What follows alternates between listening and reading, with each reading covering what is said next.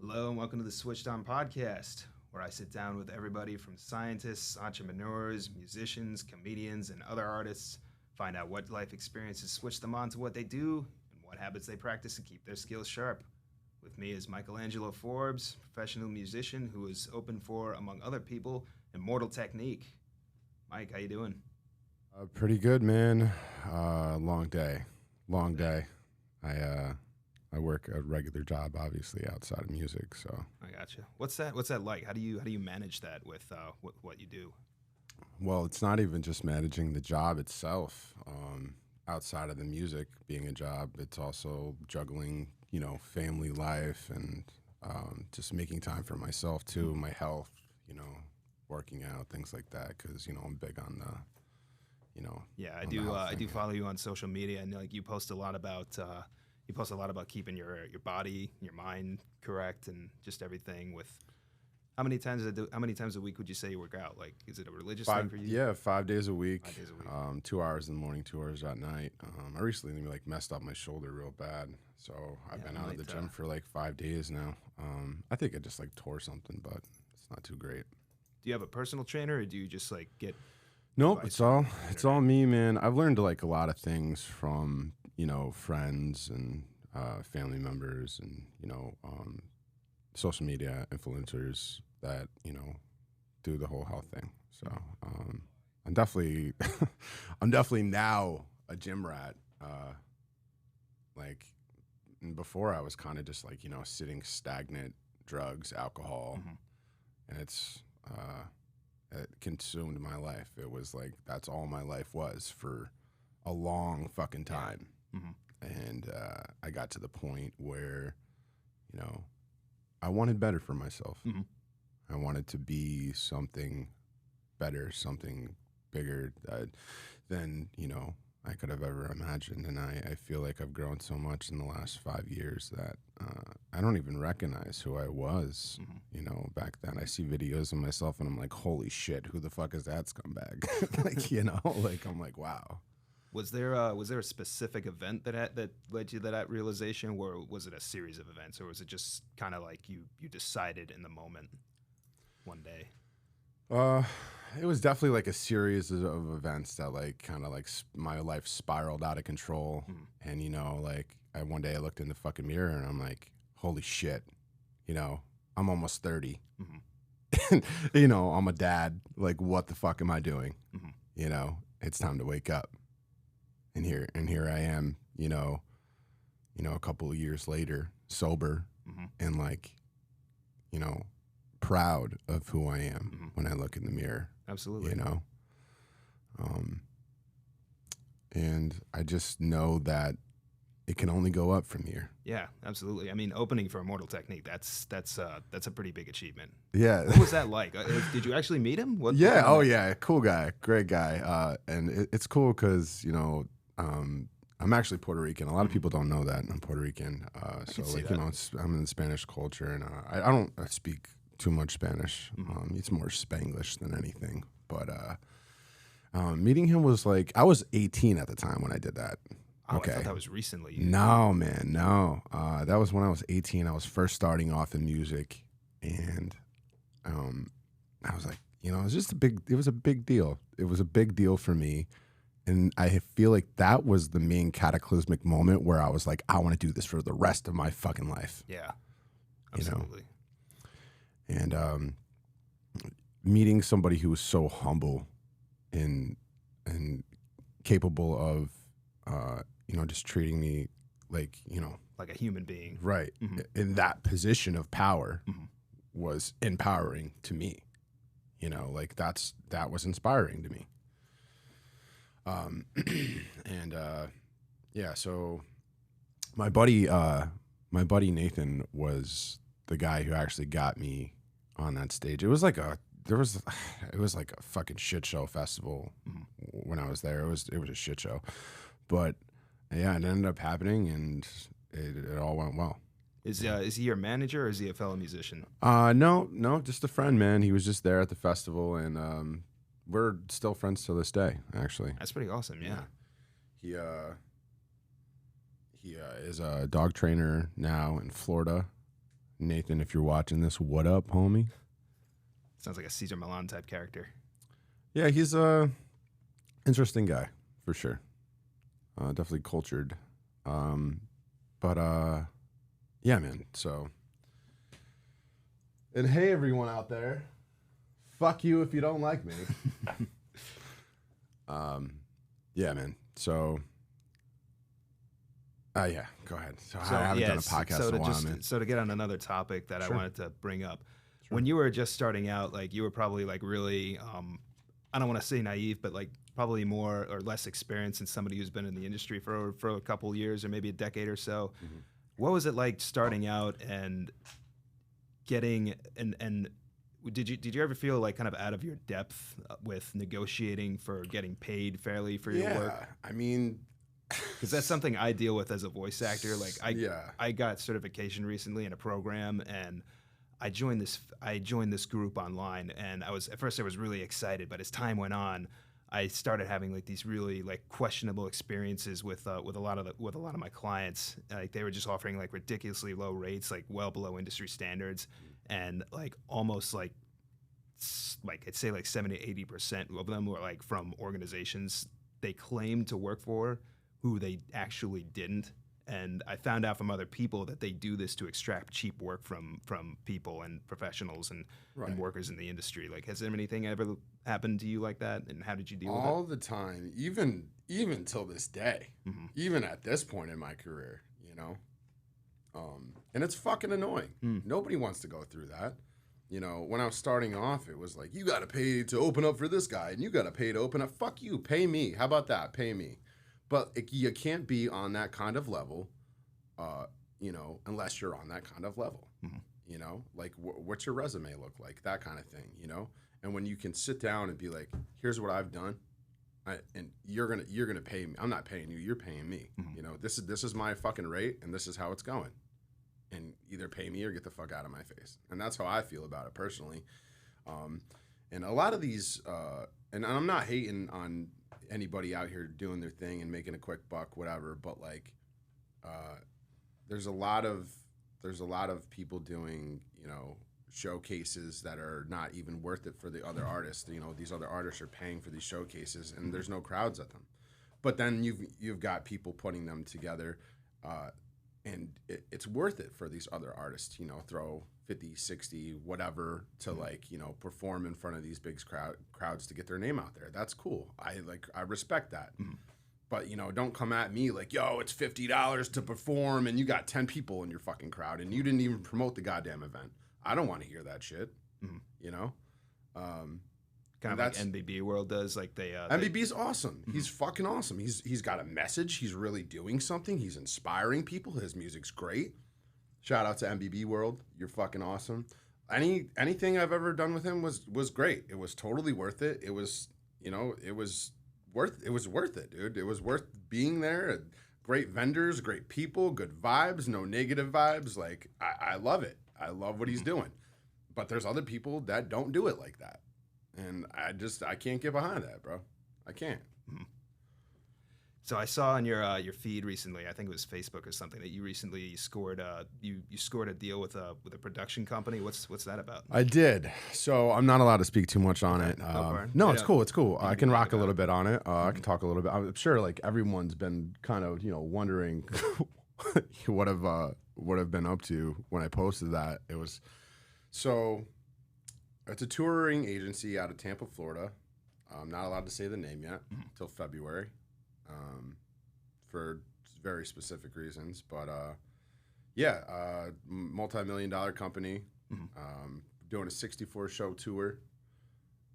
They're putting money behind me, and I know that my numbers are going to be going up, you know, and people could talk all the shit they fucking want, bro, but I know that eventually I'll be where I need to be.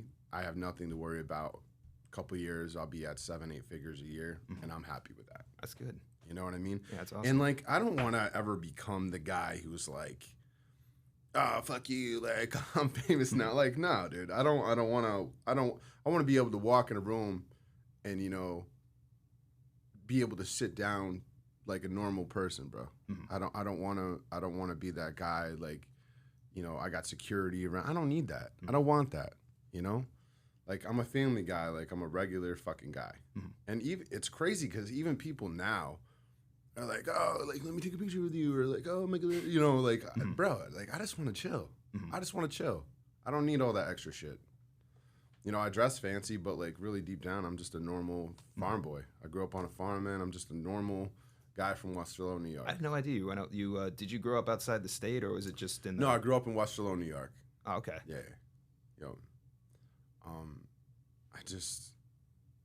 I don't know, man. You know what I mean? Like, it's like, can you relate to that? Not entirely. I mean, I mostly grew up in the suburbs, so I would never really grew up on a farm. But Yeah. I mean, I would go to petting zoos when I was a kid, so I can kind of relate to it a little bit. Gotcha. But no, I was more of a suburban kid. I remember this one time. The only time I ever went to a petting zoo, I never went back after this. I was like 5 years old. So my mom brings me to the Catskill Game Farm, and I'm starving, right? I hadn't fucking eaten all day. I don't know why. And I'm starving. And I just remember her handing me this thing of crackers, and I start eating the crackers. I'm like, yo, these are so good. She turns around, she looks at me, she's like, what the fuck are you doing? They're for the animals. I spit them out. I'm like, like, it ruined my whole experience. I never went back. I never wanted to go back. Fucking hated zoos my whole life after that. Yeah, that was it's just a funny story I wanted to throw in there. But yeah, man, as far as the industry goes, there's some people doing it right, some honest people, and then there's some shitty people. And that's just like, there's always going to be snakes. Sorry, I wore the shirt today. I had to point it out. But there's always going to be snakes in the grass, man. And it's really a matter of, are you going to let them tread on you?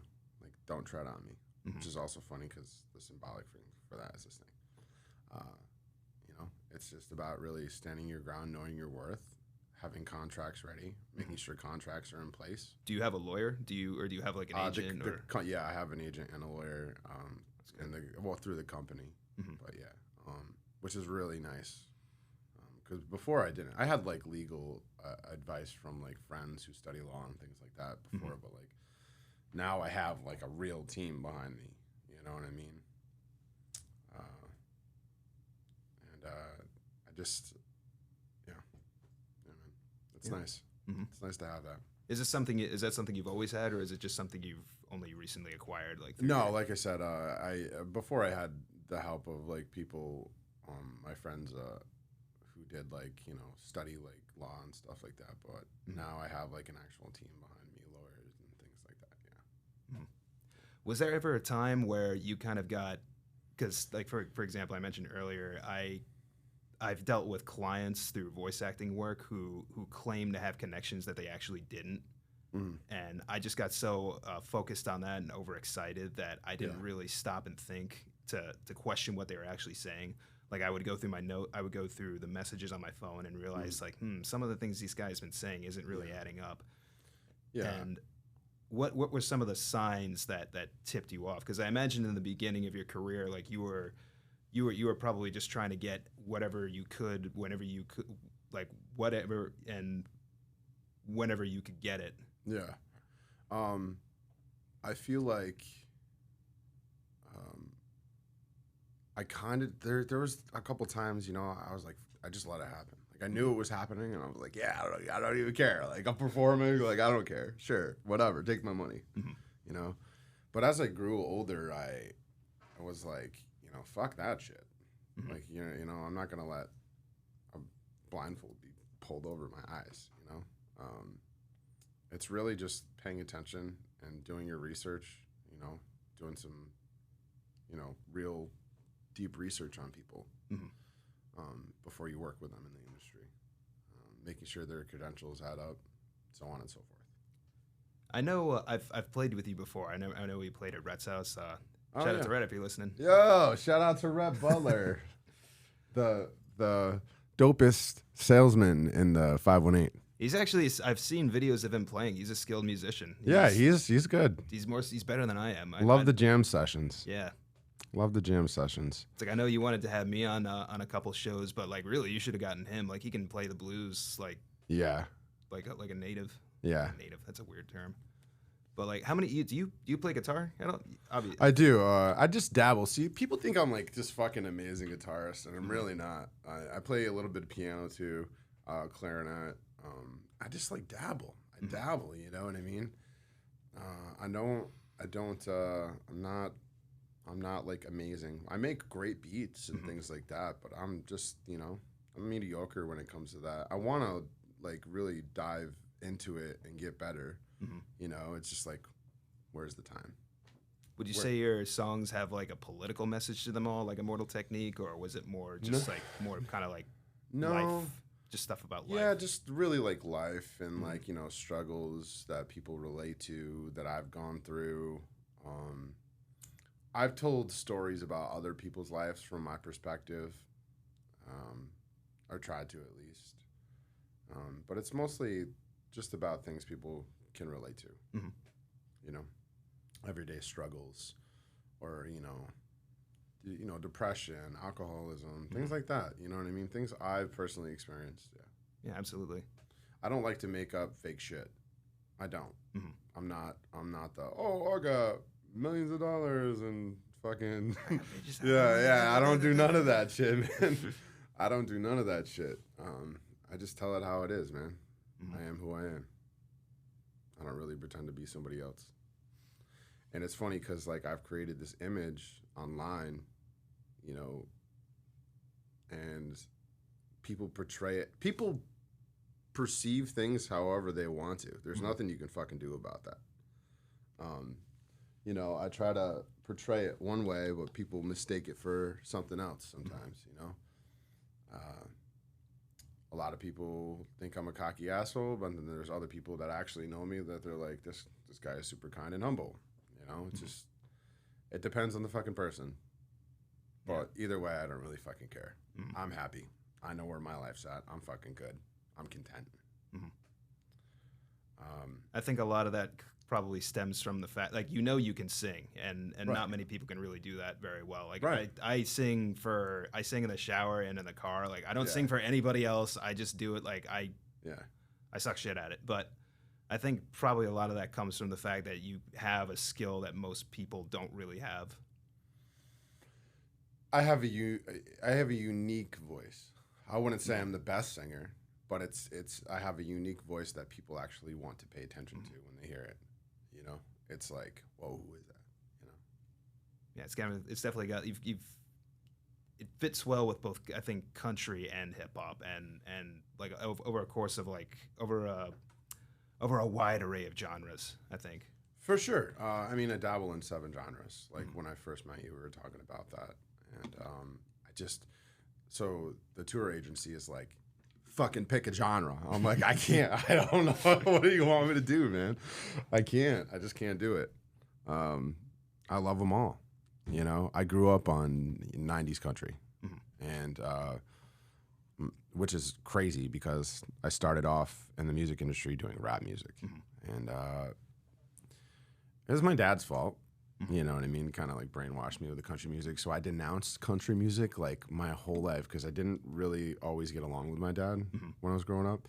And then as I got older and my relationships with my dad like we grew closer together. So like it was just like, I don't know. I had like this newfound love for country music, which only like appeared like 5-6 years ago.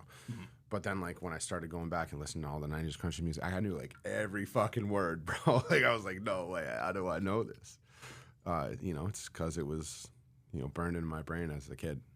Is your dad a musician? He's not. He's actually a great singer. And he doesn't really, you'll never really catch him singing.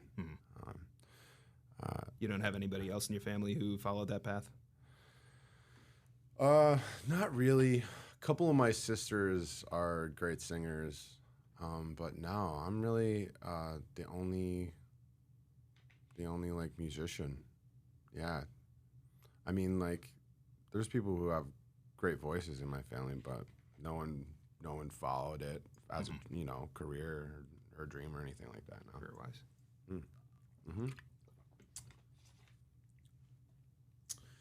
Yeah, man. How often would you say you practice? I know you kind of just like to make things up on the fly. Yeah. But how often would you say you practice your instruments and practice singing? Like, do you use a studio space, or do you just kind of like use your own home? Just that home, man.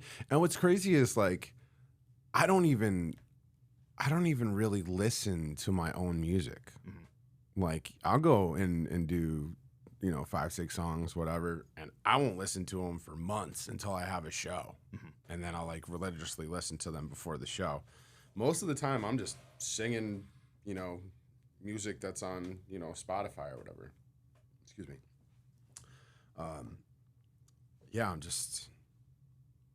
Never. Never, man. Yeah, surprisingly. Nope. And like, I have instruments at home, but I really rarely touch them unless I'm trying to like, create melodies for my songs. Mm-hmm. And that's like the only time I ever pick them up, or if I'm like making a beat on the computer or something like that. What's that like? I've never been able to do that. Like with just kind of I play around with Audacity a little bit. Beats. Oh, it's fucking annoying, man. Sometimes some of the beats I've made took like 6 hours. Wow. It's this man here at JGI, Jay mm-hmm. Green, he's magical with that shit, dude. I don't even know how he does it. Like, I remember a couple years ago, we were making some beats, and it took him like maybe an hour, and they were like 5-star hit beats. Mm-hmm. They were off the charts. But for me, it's like it's an all-day process, really. Mm-hmm. But yeah, man. How often would you say you? Actually, not how often, but like what kind of software do you use? Is it anything for free that anybody can download, or is it something that you have to like pay probably like an expensive subscription for? I imagine. Yeah, for making beats, I just use Pro Tools. Or Fruity Loops. Fruity Loops is good too. Fruity Loops. I've heard of that one. Yeah, it's good. That's my like main go-to. I've got the Audacity thing too. It's a lot easier. But yeah, mostly just Fruity Loops. Okay. As far as beat making goes. Pro Tools, Fruity Loops. That's like the best way to go, I feel like, in the industry right now. I mean, I could be wrong. Mm-hmm. That's just what I prefer to use. Yeah. How many viewers we got here? Only 6. Fuck you guys. Careful now.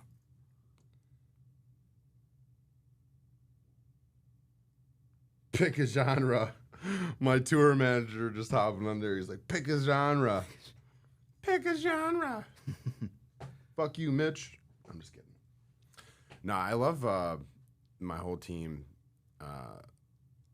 You have a whole team? Yeah, we have I have a whole team. Okay. There's like a whole band of people working day and night right now.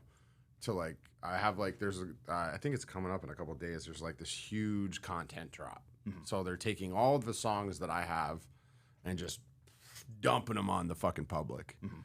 And it's going to be great. Mm-hmm. I'm super excited about it because there's money behind it. There's awesome. There's a whole marketing plan. It's like the graphic designer's working right now. Like, I'm not doing shit. I just gave them all my content. Here you go. Do with it what you may. Mm-hmm. And here we are. So, have you ever worked with anyone like them in the past, or is it just taking you? Not this structured, put together, and like big, mm-hmm. Like not on this kind of massive scale. I'm terrified and also ecstatic. I know exactly what that feels like. Yeah, absolutely. Because I don't know what to expect. I have no idea. But the way they're projecting things, like I should be a little scared, mm-hmm. Because in a year, my following is going to be past 100,000, whatever, and I'm going to be going places I've never been. I'm going to be meeting people I've never met. You know what I mean? It's just mm-hmm. like that kind of shit doesn't happen overnight. People, to the general public, it'll look like it happened overnight, mm-hmm. but realistically, their team or whatever been working on it for years, like probably or over a decade, I imagine. Well, yeah. You started at 18. Oh yeah, I'm saying just in general for like when people, you know, get to like that kind of following, you know, they've been working on it for a really long time, or they had like, you know, a company or somebody behind them that worked really hard for like a year or 2 or 3 or whatever. I've been at this since I've been in professional studios, and this has been my dream since I was 12 or 13. You know what I mean? I actually started recording with Jay and Hollywood Studios, which was in Albany as well. Yeah, I've known Jay my whole life, which is wild. And I watched his company grow from the ground up. You know, he started in his mom's basement. Yeah, I remember he was telling me about that last time. Last time I was here. Yeah, he started in his mom's basement, and he was still a beast with it, bro. Like the mixing and mastering, amazing. Nobody has ever made me sound this good with my music. You know, as far as mixing and mastering goes. So it's just great to see him grow, you know, as a company and as a person in general. Yeah, absolutely. So, you know. Let's see who else is on here. Oh. You know, I got to get one of those, you know, those things they promote on Instagram to like hold your phone up while you're like trying to do content. Yeah. Fucking ridiculous. I forgot mine at home. Bring the water bottle. Awesome.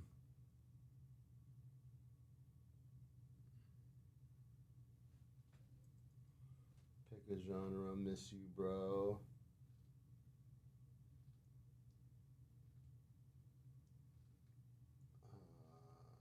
Awesome. Oh, nice. Rhett. Yo, Rhett's watching. Fuck yeah. Get the fuck out my podcast room, Tony. Fuck you, Tony. Slap dick. No, I'm just kidding. Have you ever? Also, yo, can we bring up Tony Louis real quick? Yeah, absolutely. Though? Fucking amazing rapper. Like amazing rapper. Did you see his one mic thing that he did here? Fuck, you gotta go watch it, dude. You gotta go watch it. I will gladly say in the 518, he is definitely one of the top 5 like best fucking lyricist rappers. Like hands down, ain't nobody fucking with him. Period. Like he is great. He's great. I remember, and I also just want to state this for the public, the general public. You know, I am sober. I am sober. I still smoke a lot of fucking weed. All right. Yeah. And if anyone's got a fucking problem with that, I really don't fucking care. All right. That's my little escape. Whatever. I don't consider that personally like a drug or whatever. Like I just don't. It comes from the earth. It's natural. Whatever.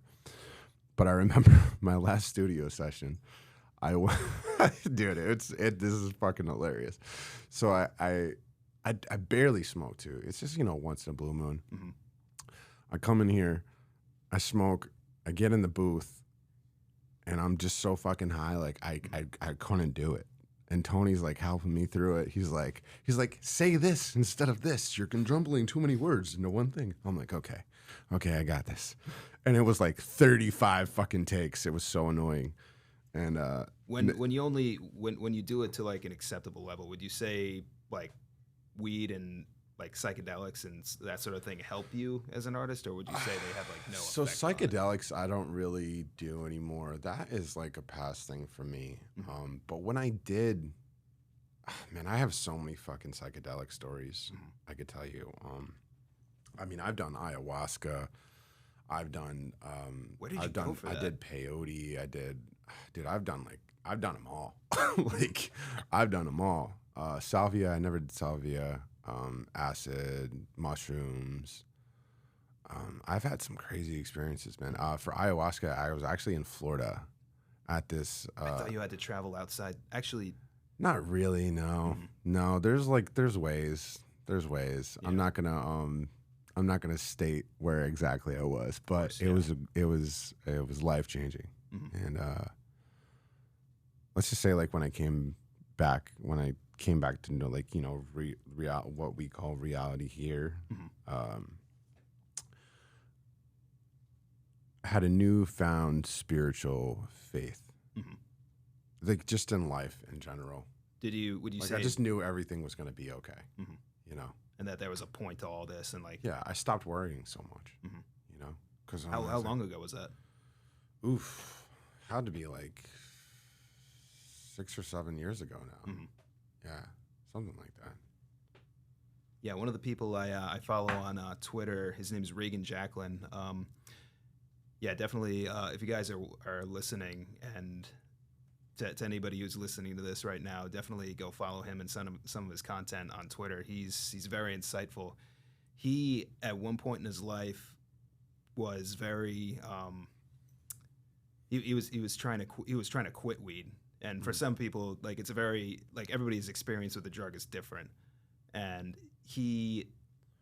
it seemed to me that ayahuasca was, I'm not sure if this is right or not. I may be misrepresenting him, and if I am, I'm sorry. Sure, But sure. it seems like he wrote a very insightful post about his experiences, or his experience with the drug, and it's just so it's so interesting that you've encountered it, like two people who I follow and admire, like, have encountered the drug Yeah. and have benefited from it. Yeah. And I've also done DMT Mhm. dozens and dozens of times, like Dozens of countless times. I actually lost count of how many times I did it. And I mean, like some of the purest forms you could ever imagine. Mhm. Um, and there absolutely, without a fucking shadow of a doubt, is there are other dimensions, and they're just things we just don't fucking understand. we're getting in deep now. Oh, dude, listen, I can fucking talk all goddamn day about this, Kev. Like, there is other levels to this shit. Okay? Period. And I'm confident and comfortable in the fact that, you know, when I die, there's something else. You know? So I'm not fucking scared to die. Mhm. Just for anybody wondering, or anybody who wants to press me. I'm not scared. I'm just kidding. No, I'm just kidding. How long we got? How long we got on the clock right now? We're about a half an hour in. Let's say maybe Okay. 10, 20 minutes more, 20? depending. Sweet. Because I know you got to be. No, we're we're good. We're good, man. I don't have to leave till like 3:40. 3:40. Okay. Yeah, we're good, man. I'm chilling. Can I vape in here, boss man? Yeah, that's fine. Sweet. I quit smoking cigarettes too. I'm super proud of myself for that. Mhm. I smoked cigarettes since I was 12 years old. 12. Yes. Wow. I was a fucking awful kid. Mhm. I was an awful kid. And I mean, like, top-notch fucking awful, bro. Yeah. Yeah, I made some really fucking shit decisions. I went and got my lungs checked out, and they're like, "You're fine." Mhm. I'm like, "Sweet. Awesome." That's got to be Lucky. such a relief. Like, that's totally Yeah. a relief. Yeah, Yeah. I was having some pains in my chest for a while. I'm like, shit, I should probably go get it checked out. And turns out I'm just working out too much. Mhm. They're like, yeah, your muscles are just stressed. I'm like, sweet, sounds great. Yeah, you might want to think about just you work out 2 times a day, right, for 2 hours. 2 hours in the morning, 2 hours at night. If I can get in like the night session, sometimes I'm just like exhausted out of. Yeah, you're definitely probably overtaxing your because body. I'm working fucking 9 to 9 at night. Mhm. You know, like, and I'm up at 5 in the morning every fucking day. Mhm. And then sometimes, you know, I'm running my dog a couple miles too. On top of that, Mhm. like, I'm constantly like moving. I don't think I ever stop, man. When you met me, like 6-7 months ago, is when I started my health journey. When I really got to, like, dove into the whole gym thing. Mhm. You know, I've gained a lot of muscle. When I started off doing that shit, I think benching maybe 150, and now I'm pushing like 3 something. That's impressive.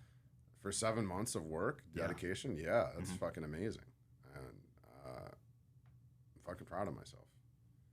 And there's a lot of people that helped me along the way. I wouldn't be here without them either. Mhm. You know? Shout out to Jack.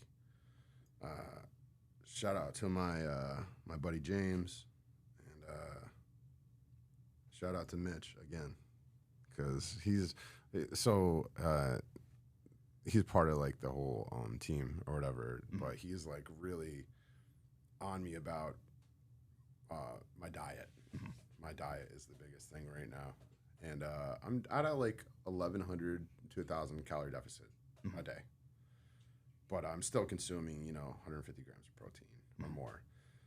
When I was bulking, I was consuming, 280 grams of protein a day, which was like so hard. It was like I was doing the weight gainer thing. So you have a professional trainer, it sounds like. Not really. He just knows what he's doing. He knows what he's talking about. I learned a lot from him. I learned things from, Google, YouTube, whatever.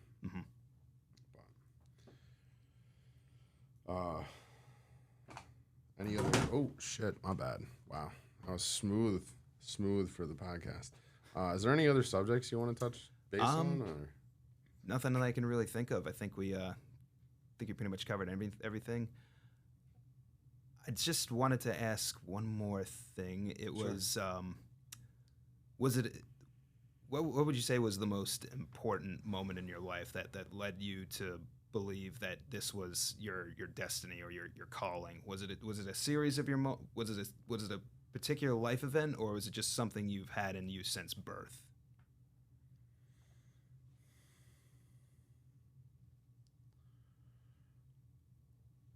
It was a series of things, but there was, like I said, a few defining moments, because there's moments where I have lost everything and then picked right back up. But I think one of the biggest moments was when I lost my best friend of 26 years to drugs. Yeah. And I remember all the conversations we had about, like he's always like, you're gonna do this, dude. Like he always believed in me. He never doubted me. He's like, I remember him always being like, I can't wait till you're famous and we're gonna travel the world. And I don't get to do that anymore with him. But that pushed me. That pushed me to really kick myself into overdrive. And that wasn't that long ago. That was like last year this happened. Wow. And it broke me. It fucking mentally and emotionally broke me. And it also made me stronger. And it made me determined. It switched you on. Yes. Okay. It gave me that drive that I was lacking for years, because there was a point in my career where I was just stagnant and I wasn't doing shit. I was like, I got all this fucking music, I'll be fine. No. You want to be successful, you need to be constantly creating. And I truly believe that in the next coming years, I'll be able to finally achieve all of the things that I have set in motion.